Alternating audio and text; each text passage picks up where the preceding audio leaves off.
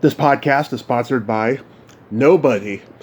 Hey dudes, welcome to Splat from the Past, the only 80s themed horror and sci-fi show where things can get totally radical. Now today I will be welcoming Yvon Barrette.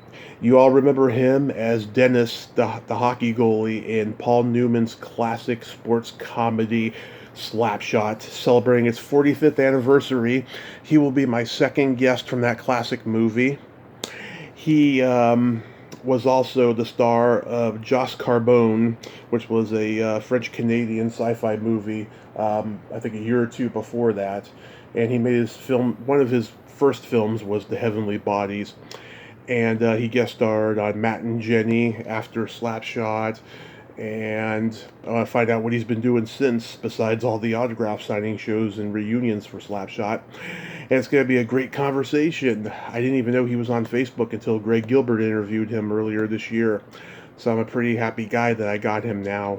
I waited until November to reach out to him, and then when I did, he was busy, but now we finally made it work, and I'm a happy guy. This is the last show before Christmas time, before I go on my little hiatus until middle of next week. And then I'm going to close the month off with some real toe curlers for all of you out there. So yeah, here is my interview with Yvon Barrette. Hey Yvon, welcome to the show. How are you today, sir? I am in very good shape. Thanks, life. Yeah. This is such a great honor. Thank you for taking the time today. My pleasure to be. So, going back in time, did you gravitate toward acting early on in your childhood? Yes, I did some theater, was quite young.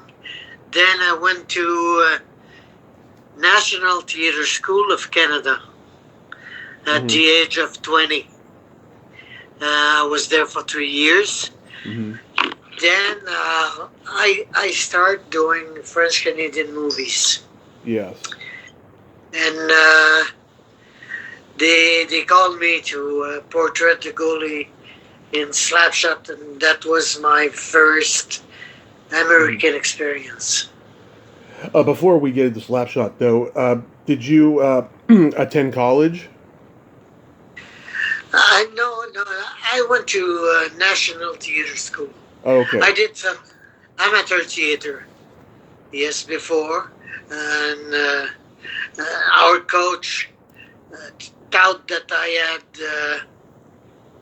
what we need to become an actor, so we made the audition to the National Theatre School of Canada, and I was very proud to be accepted because there were at least 500 auditions, and they took 15 people. So I was lucky, let's say. Yeah. Did any of your classmates go on to become successful in acting? Yes, you know, to be an actor is it's a team project. Right. And I was lucky to have a very fantastic class. Everybody became good actors, and they're still acting. And it's a long, long time ago, you know. I'm 76 now. I was 30 when we made Slapshot. Yeah. So, one of your earliest movies was a movie called The Heavenly Bodies? No, I never did that movie. Okay, that was one of those IMDb things that come up sometimes. But you did play the lead in Jos Carbone? Joe Carbone, yes. I had the leading part in Joe Carbone, yeah. Absolutely. Yeah, did you enjoy playing the lead? Yes, I did.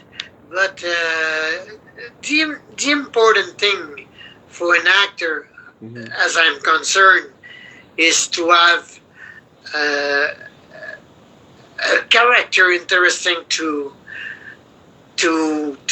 become, to be. Yeah. Yeah. I mean, being the lead, it's a big responsibility because you're in every scene, and it's nonstop, and you don't even have time to like chit chat with anybody who's like a lesser role, you know. Yes, but it was, even when you have the lead, you're not alone on the stage in front of the camera. It's always a team job. Yeah, you're even if you have the lead.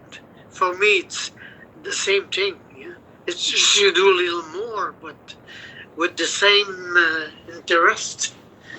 Yeah. Yeah. Now, when you got cast in Slapshot, were you already a hockey player?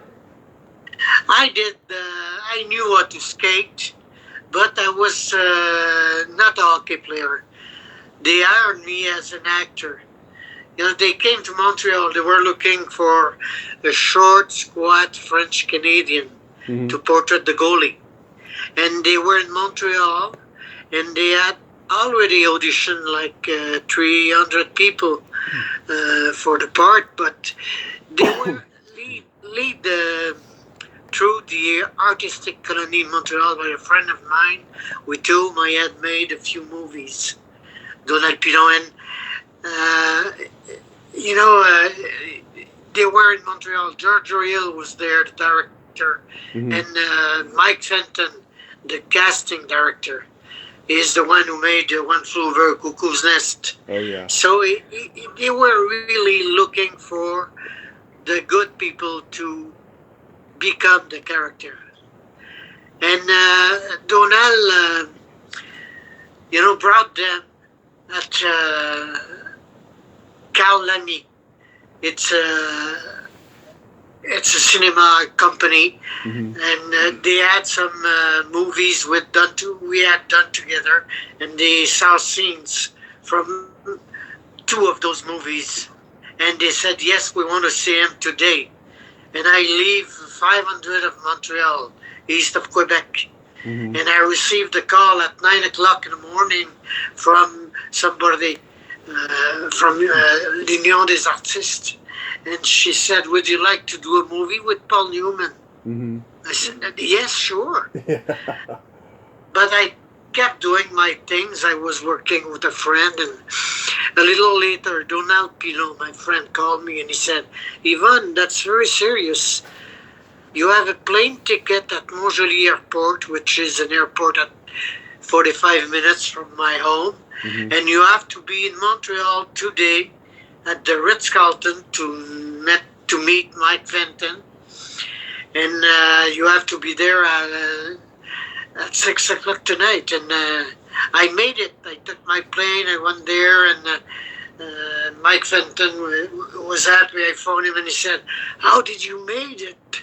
And he brought me to a brasserie to have dinner because he thought I might be angry. But I said, first, please tell me about that movie. Is it a Western? I did not know nothing about what I was going in.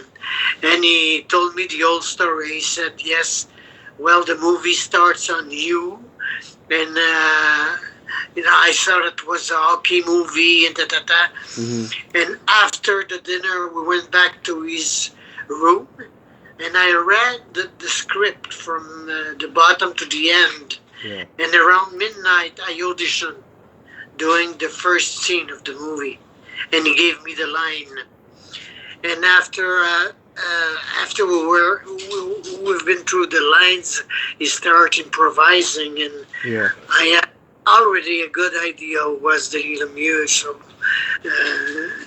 it's there. And at the beginning, for me, it was just like another movie I'd done. Nobody knew that it would become a cult movie. Yeah. Yeah, listen, at the premiere in Montreal, Nancy Dowd, who wrote the script, was in the theater. Mm-hmm. We were a bunch of actors. Donald Pilon was there too, my friends, some of the actors. And we were waiting for there was a show at 5:30 and the premiere was at 7:30. So I was I wanted to see the faces coming out of the theater. Mm-hmm. And the first one who came out of the theater, an Irish guy, maybe 70 years old, Canadian, Montreal Canadian fans, and he walked straight to me and he said, "You're a disgrace for hockey." That was the first reaction I had. Yeah. And for me, it was quiet.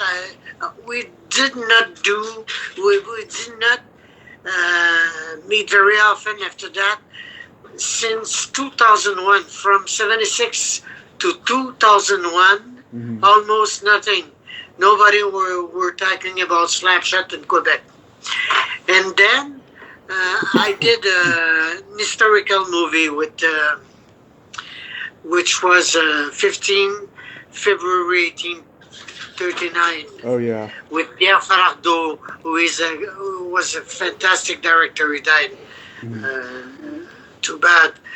But after that, I had done that movie. My son made a web page with pictures Mm-hmm. from the movie I had done, and somebody who lives in LA and became a friend, Ken Blake, Mm-hmm. saw those pictures and signed the pictures from the character I portrait in 15 February.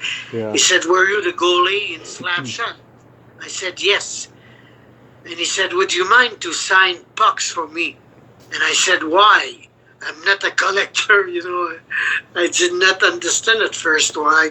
And he was a fan of the movie since it was since the premiere in LA, since '77. Mm-hmm. And he had a website called Slapshot Fans, and he was working for a coffee company, so he sent me some bags of coffees and 6 pucks to sign, and I said, "What would you like me to sign on the puck?" He said, "Denis Lemieux, Yvon Barrette," and I did that. And sending back the puck, I put a call sheet from the movie. Mm-hmm. And from that call sheet, he was able to be in touch with most of the actors. And doing that, he met Louise and Janet Arthurs, Right. the 2 blonde girls who were following the team in Slapshot. And he realized that Louise had multiple sclerosis. Oh. And Ken is a very, very sensible guy. So he came back to me and he said, "Yvon, I met Louise and she has multiple sclerosis and she needs some money. Do you think we may do something?" I said, "Sure." I gave him the original script. Newman gave a jersey. Everybody came back. And for the first time, we went back to 2 nights in one night in Pittsburgh, and the day after we were in Johnstown, where we did shoot the movie. And Louise did drop the puck. She was on a wheelchair, and she did that the 2 nights and signed in photos. We were a bunch of the movies. And of the movie, and we raised $25,000 for her in 2 days. Wow. So I realized that we might do something with that movie, even after all those years. Nice. And we started doing fundraising for cancer, for different type. We were invited to do golf games with football team who had their own charities, and we started doing at least 5 or 6 fundraisings a year. Mm-hmm. And people fell in love with Denis Lemieux because of the lines. That's a funny character. Yeah. And we did 4 tours in Germany. I had to learn German lines. Instead of "Who owns the Chiefs?" Holmes. It was Wim Gerard, the Yeah. chief. Geren. And after that, we've been to Australia. And that's funny because I'm not a star. I'm a very simple guy. Yeah. And I was with two hockey stars in Canada, Darryl Suttler and Tiger Williams. Mm-hmm. But in Australia, nobody knew them. Yeah. And as soon as I wear the Chiefs jersey with Denis Lemieux in the back, people become, they're crazy. They know the lines everywhere. Yeah. So that keeps me young. Yeah, you had many great lines in this movie. My favorite, of course, is after what's his name says, "Well, maybe Braden's a faggot. Did you ever think of that?" You say, "No, he got big cock like horse." Are you crazy? He has a big cock like a horse. Yeah. You know? Yes, and Newman had, he was unable not to laugh, and we had to redo that scene a couple of times. We had fun. That was a great time. 13 weeks of fun. We were a bunch of good people. Newman was the Stutter Martin and everybody, even the girls in that movie. Melinda Dillon, Swoosie Kurtz. Yeah, absolutely. Melinda Dillon, Swoosie Kurtz, yeah. Yeah, Lindsay Krause. Yeah, Lindsay Krause. Oh, yes. And they don't show for fundraisings, only the guys, and there was a great collaboration between actors and hockey players. Yeah. Yeah, that brought us very, we are like brothers 45 years after. That's something. Yeah. I found out that Michael Ontikine was actually a replacement for Peter Strauss. He broke his leg just before filming. Oh, yeah? Yeah. Michael Ontikine, yeah? Okay. Yeah. He replaced Peter Strauss. Yeah. He would have been great in the role, too. He should have been in the film in general, Peter Strauss. Yeah. Sure. A lot of people wanted to play in Slapshot. Mm-hmm. In Hollywood. But Newman was very close to George Real. They had done a few movies together. Mm-hmm. And but I think the actor who gave the tone to that movie is Strutter Martin. Yeah. Yeah. He's really great. Oh, yes. Everybody must have been in awe of him and Newman because they both did Cool Hand Luke 10 years before. Sorry, I missed. I did not understand you. Oh, Cool Hand Luke, the movie they did 10 years before. Yeah, absolutely. Yeah. I'm sure all the guys were in awe of those guys because of that movie. Absolutely. Yeah, you're right. Yeah. We were like brothers. That was fun. And I was hoping to do my. I was ready to take my place in the goals. Mm-hmm. But the last Saturday before we start shooting, we were all in an arena not far from Johnstown. Yeah. And I was missing a part of equipment. And even if George Real had asked everybody not to slap shot me inside of the blue line, Jerry Hauser did, and I made the save, and I fell on the ice. I was missing a part of equipment, and George Real came to me and said, "Are you okay, Yvon?" I said, "I made the save." So he sent me to an hospital in Johnstown, and I had to be on crutches. The doctor said, "You have to be on crutches for a few weeks." So. And the shooting was starting that Monday.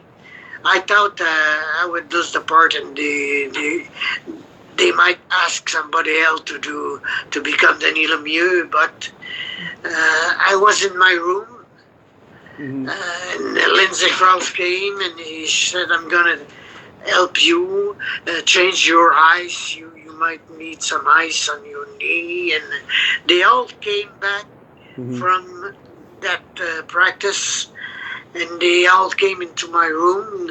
Newman had brought me a basket of fruits with a bottle of Fin Napoleon, George Royal, a Screw magazine, and all the guys came and they wrote a song to tell me that nobody else will be Denis Lemieux. That'll be me. But I had to be doubled by Ron Dawkins, who was the #1 goalie for the Johnstown Jets. And because he was lefty and I am right-handed, it was impossible for me to get back in the goals, and Universal were happy with it. I was injured once, and that's enough. And I did the funny parts of it. Yeah. The opening scene you mentioned before is just gold. It's comedy gold. I like how he's like, putting the microphone on you and he's starting the interview. Yeah, absolutely. Yeah. And you know what? Yeah. We were rehearsing the movie in a gym, in an army gymnasium, a few weeks before we start shooting. And there was a fontaine just by the wall, and I let the announcer alone, and I went to have a drink. So George Royal saw that, and for him it was funny. So when we shoot that scene, we did it in a radio studio, and he installed a fontaine by the wall. Yeah, I had Chris Murney on a few years ago, and he told me he got cast in the movie because his I think it was a female casting director or a female agent or somebody said, "Hey Chris, swear for me," and he swore and said, "Okay, I'm going to send you on this audition," or whatever it was. Yeah. That was fun, a lot of fun, and to be able to do fundraising, to travel, to meet people, and they translate the movie in so many languages. I received a couple of envelopes every week from the States, fans who print photos and send me $5 to mail them back the photos. I sign it, and last week I received for the first time a letter from a fan who lives in Sweden. That's something. 45 years after you've done it. Yeah. That's strange. Tell me about the Hanson brothers, because they, of course, have become infamous legends in hockey. Yeah, they were young guys. They were hockey players, and to be choose to play in a movie with Paul Newman, that was something very big for them. They were not actors, and they saw that movie like their own life story. So as soon as the movie was released, they started a business. They did some television commercials and appearances almost every weekend. And they did Slapshot 2, Slapshot 3, without inviting anyone from Slapshot 1. And I looked at those movies, and there were no script. Yeah. That was not funny. Yeah, I never saw them, but I heard that they were terrible. Yeah, a friend of mine called it slap shit. Slap shit. That's good. How was George Roy Hill as a director? Oh, he was very, very nice. And we became friends. I'll tell you why. Yeah, I had an alcohol problem by the time we made the movie. I am sober for 37 years now. Congratulations. Thank you very much. I'm so happy. That's the most brilliant thing I did in my life. One night I was at the bar around midnight, and I decided to call George Real to know if he was happy with the way I was working, and so he answered the phone and said, "Hello, who is talking?" "Oh, that's Yvon. Would like to talk to you." "Yvon, I have to be up at 5 o'clock tomorrow morning. We will talk at breakfast." And going to breakfast, I saw him. He was sitting, and he walked to me and said, "What do you want to talk about?" I looked at him and I said, "I'm going to call you tonight." And we became very close friends. Yeah. Yeah. He was one of the greats. Yeah. Butch Cassidy and Sundance Kid and the Sting Absolutely. he did with Newman. Yeah.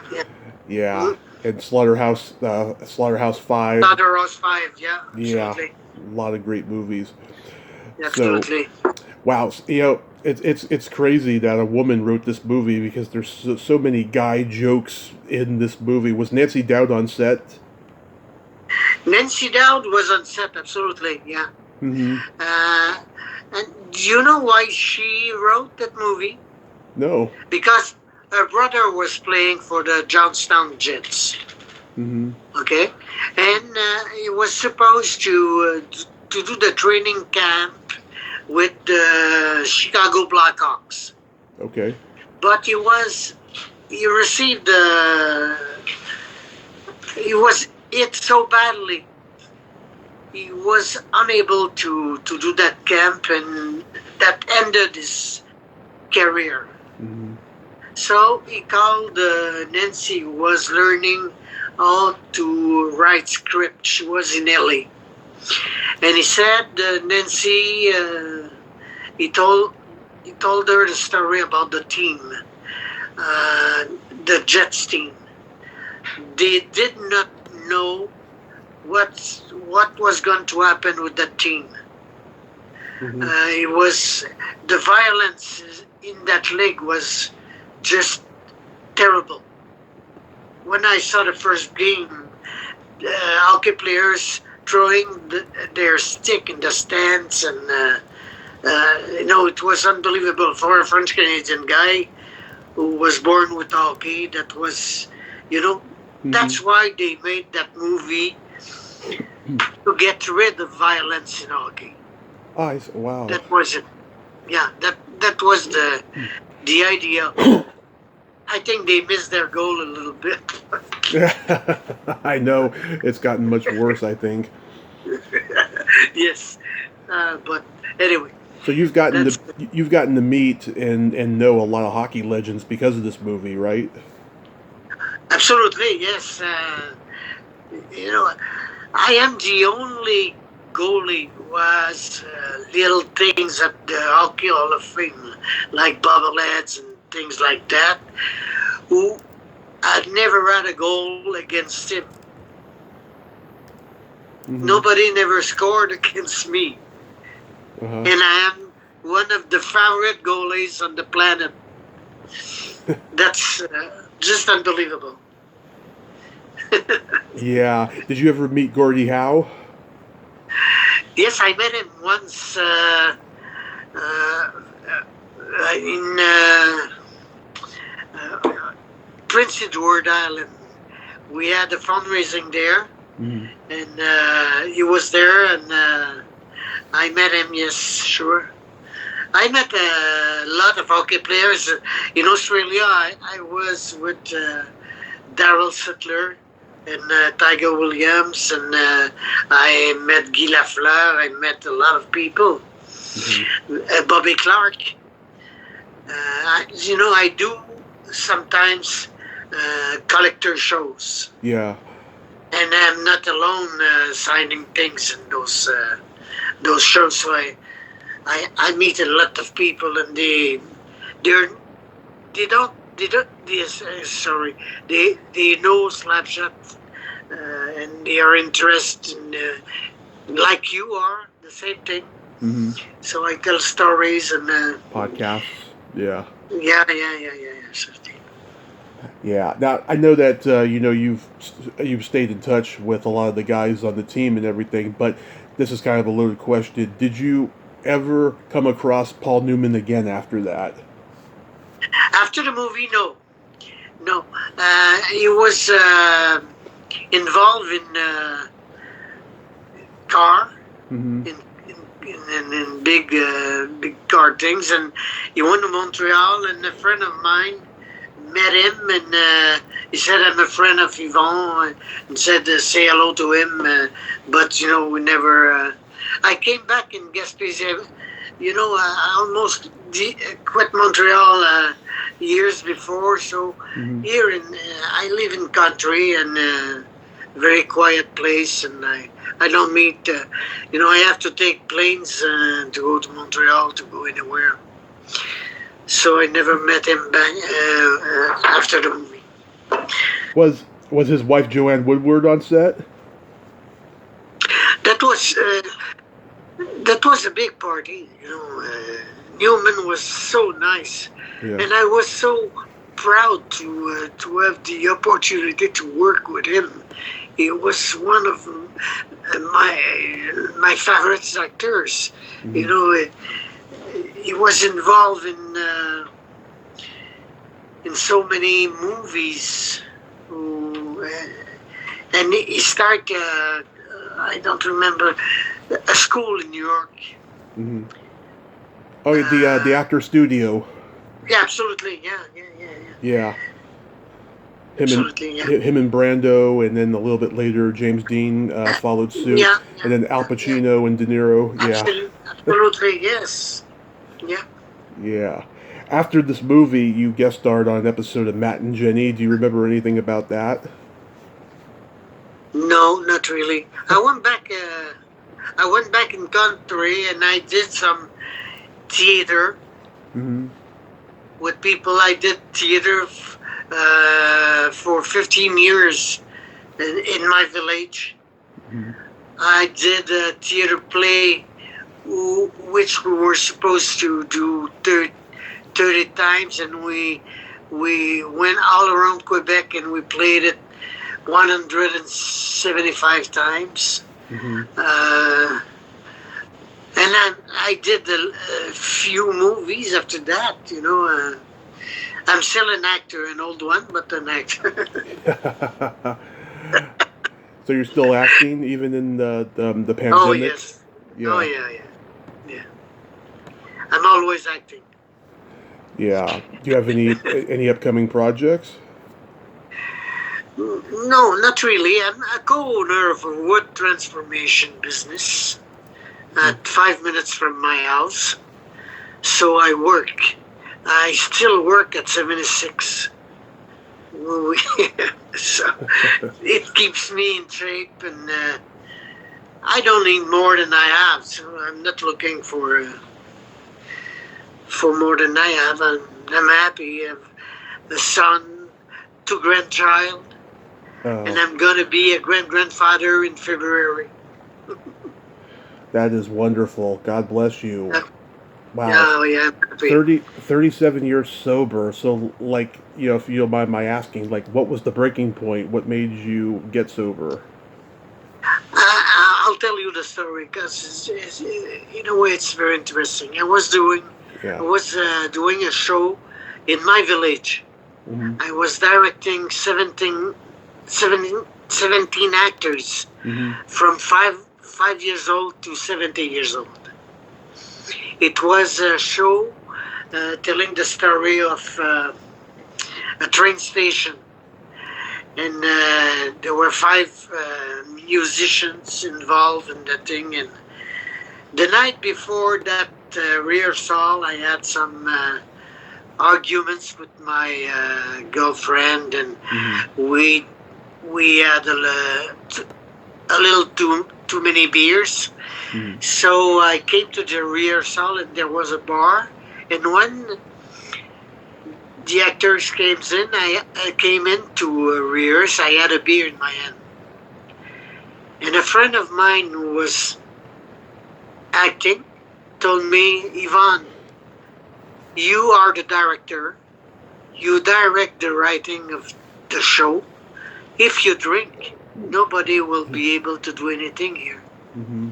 I looked at the 17 people, and that guy who told me that is my partner in the business now.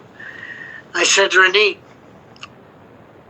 thank you very much. I can feel how many people I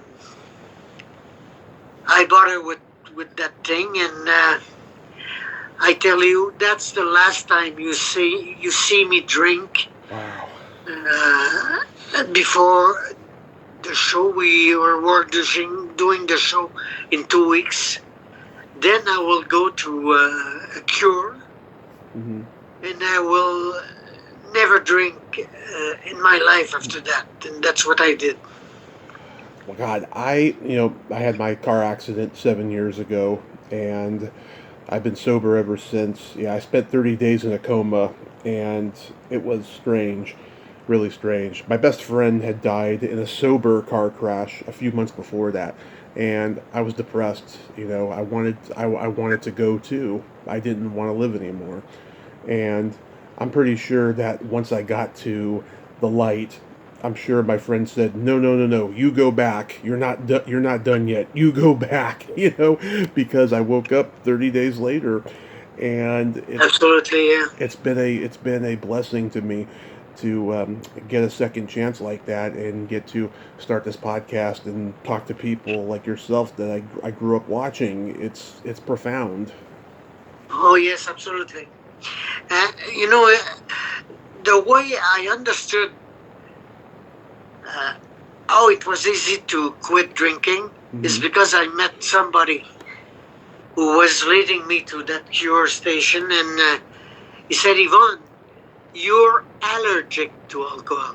Mm-hmm. Your liver never felt alcohol, and it will never anymore. And if you drink alcohol, it goes to your brain, Mm-hmm. and you lose your life. Yeah. And you know, just understanding that I was allergic to alcohol, that was enough. If I were allergic to peanut butter, I would never eat peanut butter. Yeah. And for me, that's the same thing. That's not an emotional problem. That's physical. Yeah. The liver doesn't work anymore Yeah. for you, and I enjoy life so much now. Yeah. You know, every day is a gift. Yeah. The liver is the only organ that regenerates, but you still got to be kind to it. Oh yes, yes. No, it's you know, I'm not thirsty anymore. I Yeah. drink. Water's good to me. I've become a coffee addict, and I need to stop that because that's not good either. I know. Anyway, that's better for sure. So have you done any autograph shows this year for Slapshot? Yes, yes, I did a couple of times collector shows. Yeah. Yeah. Do you have any coming up in the future that you know of? Not for now, because I was, it was the 45th anniversary this year, Mm-hmm. and there were a lot of shows. My friends did a lot of cities in Canada because of the 45th anniversary, Mm-hmm. but I had to be operated, and my operation was supposed to be in June, and I was operated on the 5th of October, Mm-hmm. so I was unable to do any of those shows. Mm-hmm. But anyway, I'm good for a few more years at least. The operation was great. My blood circulation is perfect, and I am in good shape and well-minded, and they they are not hoping my coming back. We have fun. That's the idea. Yeah, so who do you primarily see when you do these reunions? Alan Nichols, Yeah, Jerry Hauser, yeah. uh, who else? Two of the Ensign brothers, Mm-hmm. Jeff Carlson and Dave Ensign. Mm-hmm. Yeah, Uh, I've reached out to Jerry over the years, and he's never responded. Greg Gilbert's the same way. He's like trying to get Jerry on his podcast too, and just he doesn't respond, sadly. okay. And some of the people died too. You know, Oh yeah, Newman, George Royal, and Paul Amato is not feeling very well. I heard. Andrew Duncan died a few weeks ago. Mm-hmm. You know, I think I'm the older one now. Yeah. But you're still here, Yvonne, and I want to thank you so much for coming on today. And I hope you have a Merry Christmas, a Happy New Year, and God bless you with the new grandchild coming. Thank you very much, Tommy. That was good. Yes, It was fun to sir. talk with you. Yeah. It was, sir. Have a great day and be safe out there. You too. Merry Christmas, man. Merry Christmas. Bye-bye. Bye. Well, there you have it. Yvon Barrette. Ain't he a cool dude? Ah, amazing. 37 years sober. I hope I make it that long. That's just an amazing feat. It really is. Well, until next time, this is Tommy Throwback Kovac saying, there's no shame in living in the past, because the present sucks. Later, dudes.